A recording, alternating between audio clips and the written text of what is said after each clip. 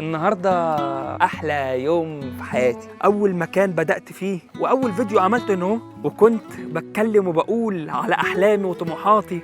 اللحظة المرتقبة قربت. 999,926. يا رب هانت. رحلة كانت شاقة جدا جدا وكنت فعلا منهار وقعت خالص. طيب بعمل كده ليه؟ شغف أو حب، معرفش. عرضت نفسي للخطر أكتر من مرة، مفيش حد ساعدني. ده كانوا ما بيرضوش يردوا على تليفوناتي. أنا لازم أقفل القناة، يعني هو خلاص طالما محدش عايز يساعدني يبقى أقفل القناة، ملهاش لازمة. 3 أفراد، فرد مليون. مليون متابع يا جماعة، مليون متابع على اليوتيوب. الدرع الذهب يا جماعة. أقسم بالله الدمعة في عيني ماسكها، أقسم بالله الدمعة. انتوا السبب في النجاح ده وانا من غيركم ولا حاجة. شكرا من كل قلبي. انا اول رحالة مصري يوصل ل1,000,000 متابع على اليوتيوب. شكرا.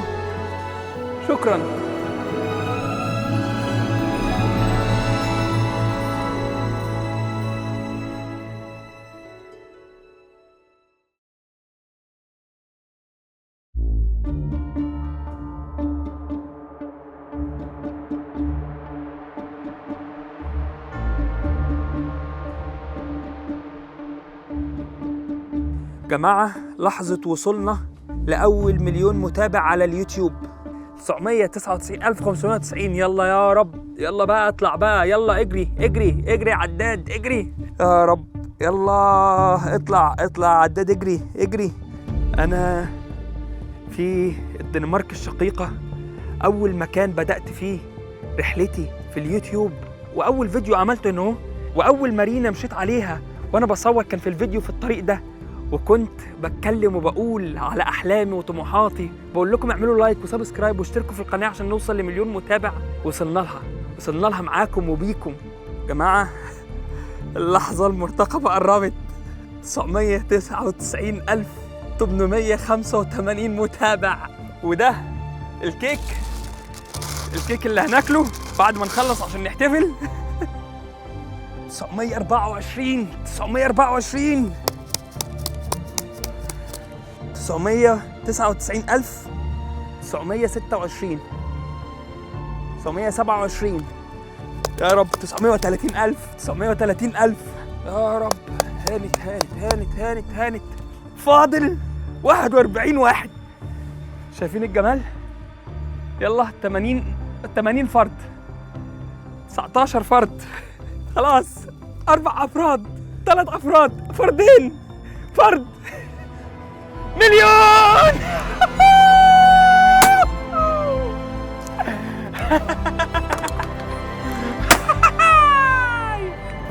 مليون متابع يا جماعة، 1,000,000 متابع على اليوتيوب، 1,000,000 متابع على اليوتيوب، 1,000,000 متابع على اليوتيوب، مليون.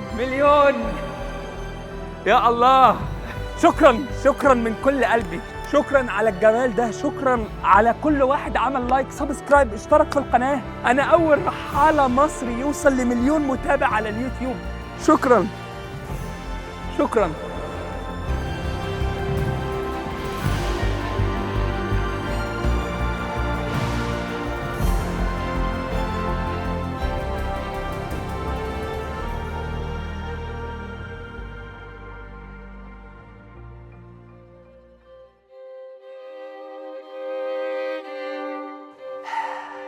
النهاردة أحلى يوم في حياتي. مش عارف أتبسط ولا أتضايق إني بحتفل لوحدي بالبالونتين دولت والصواريخ، ولا أحزن وأزعل على الطريق الصعب اللي مشينا فيه. في نفس المكان ده، في نفس التوقيت ده، عملت أول فيديو ليا على اليوتيوب من 1.5 سنة تقريبا، ووصلنا ل1,000,000 متابع. مليون متابع يا جماعة. بدأت بصفر، بعد كده 10 متابعين كانوا صحابي واخواتي، وصلت ل100 متابع، 1000 متابع، 100,000 متابع. الدرع الفضي جه وما كانش فيه وقت إني أحتفل بيه. وبعديها 500,000 متابع، بعد كده مليون متابع النهارده، مليون فرد دخل اشترك دعمني عمل لايك سبسكرايب اشترك في القناة، ووصلنا للهدف بتاعنا الأول. كنت حريص ان انا اوصل للمليون، وده عشان اقول لكم ان مفيش حاجة اسمها مستحيل. اي حد نفسه في اي حاجة وعايز اي حاجة هيعملها بالتعب والاجتهاد، هتعملوها. رحلة كانت شاقة جدا جدا، زي ما انتوا عارفين ان انا عايش في الدنمارك، وطلعنا اول رحلة ليا لألمانيا. قعدنا مدة طويلة هناك، وبعد كده ردينا على الدنمارك تاني. بعد كده رحنا النرويج، صورنا احلى فيديوهات في النرويج لازم تتفرجوا عليها. بعد كده رجعنا للدنمارك تاني. بعد كده رحنا فرنسا واستكشفنا فرنسا وعملنا فيديوهات جميلة في فرنسا. وبعد كده رجعنا الدنمارك تالت. وبعد كده رحنا اسبانيا، وبعد اسبانيا رجعنا الدنمارك رابع او خامس.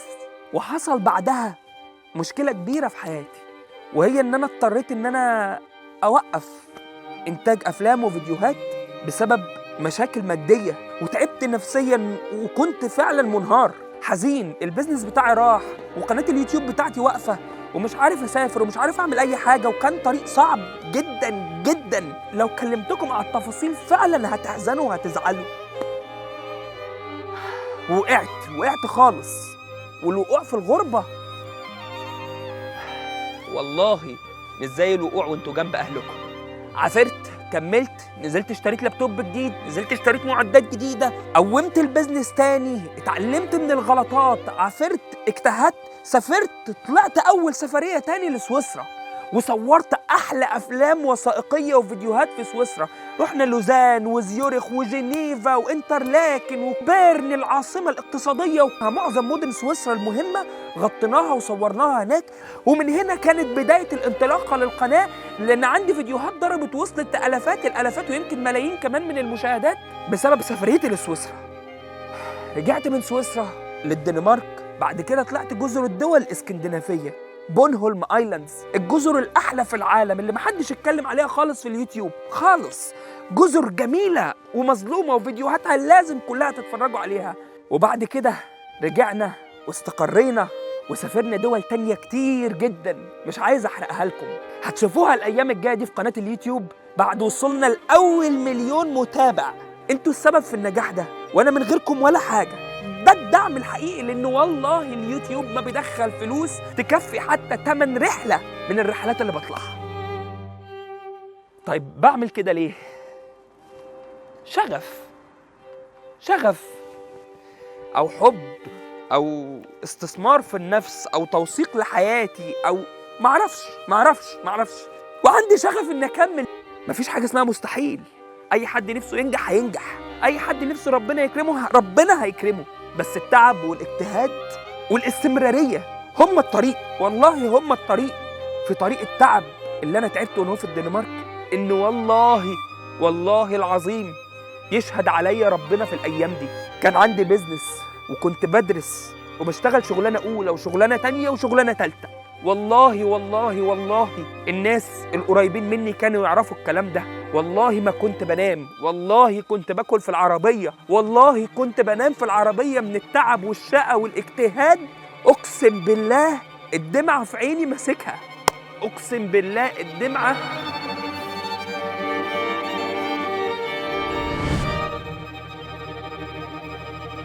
قلة نوم، قلة أكل، تعب، مفيش حد بيطبطب عليك، أنت لازم تكمل وتستمر، وده اللي حصل معايا.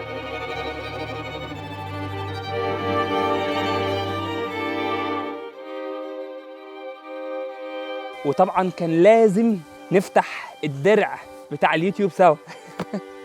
الدرع الفضي والدرع الذهبي، لان الناس اللي متابعاني كويس في القناه عارفين ان انا ما فتحتش الدرع الفضي ولا عملت عنه اي فيديو. صراحه كنت مشغول وهو ما كانش طموحي، فجيت قلت خلاص بقى نفتحه مع الدرع الذهبي لما يجي.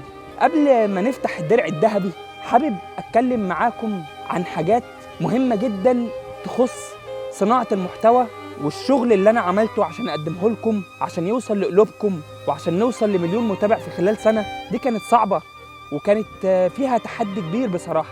عرضت نفسي للخطر أكتر من مرة، عشان نعمل محتوى جديد او غريب او في افكار جديده.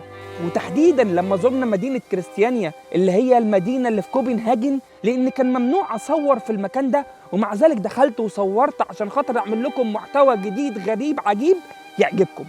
والمره الثانيه لما نزلنا عمنا مع اسماك القرش في اسبانيا، الغواص انا فاكر قال لي تفضل جوه القفص ده ما تطلعش، ومع ذلك الحماسه خدتني وانا جوه القفص وطلعت له، والراجل طبعا عشان مش عارف يعمل ايه راح جه خدني من ايديا وخدنا جوله بره مع القروش في اسبانيا تحت الميه، وده كان تحدي قوي وغريب وعجيب وكان جميل والاحلى في المحتوى وحاجات كتير قوي. ملخصها ان انا عشان اعمل لكم حاجه جديده ومختلفه كنت بعمل حاجات مجنونه كتير عشان خاطر ابسطكم، او عشان خاطر اوريكم حاجه فيها انترتينمنت وترفيه عالي، او عشان خاطر تشوفوا حاجه جديده ومختلفه محدش اتكلم عنها او محدش صورها او محدش عملها بالاسلوب اللي انا عملته ده. من ضمن التحديات اللي حصلت وهو ان انا كنت محتاج مساعده في فتره من الفترات.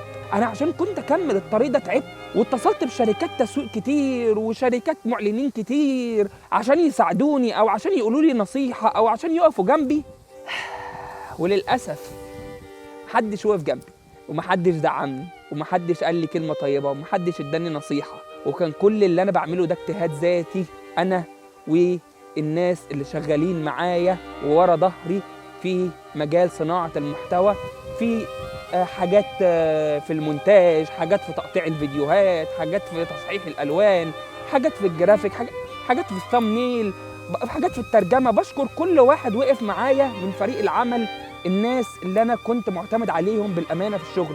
لكن بره الكيان ده او بره المجموعه دي او بره الجروب ده مفيش حد ساعدني. ده كانوا ما بيرضوش يردوا على تليفوناتي، لدرجه ان انا كنت بقعد مع نفسي اشك اقول هو انا وحش قوي كده للدرجه دي؟ طب اقفل القناه، طيب انا لازم اقفل القناه، يعني هو خلاص طالما ما حدش عايز يساعدني يبقى اقفل القناه، ملهاش لازمه.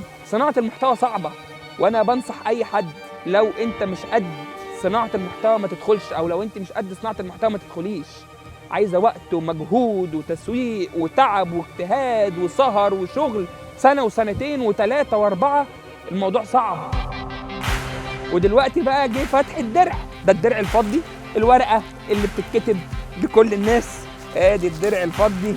الدرع الفضي يا جماعه، الدرع الفضي. بعد كده نتكلم بقى عن ايه؟ الدرع الذهبي. شايفين؟ يوتيوب، شكرا يوتيوب، شكرا. وادي بقى الدرع الذهبي ده هيتفتح معاكم والله اهو، مقفول اهو بالاستيكر بتاعه. بصوا بصوا نقطعه، يلا. الدرع الذهبي يا جماعه. علاء فهمي، ألادن فهمي، يوتيوب، الدرع الذهبي. جه بعد تعب واجتهاد، بصوا تفاصيله اهي. ادخل بالدرع الذهبي. جمال الجمال وتعب واجتهاد وبصراحه انا رايح اكافئ نفسي.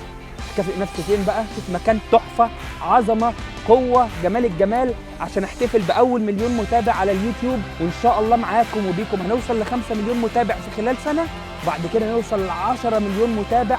وانا واثق ومتاكد ان ربنا كبير واحنا مش محتاجين مساعده من حد. انا محتاجكم انتوا السبب في نجاحي. نهاركم زي الفل، بحبكم في الله. سلام عليكم.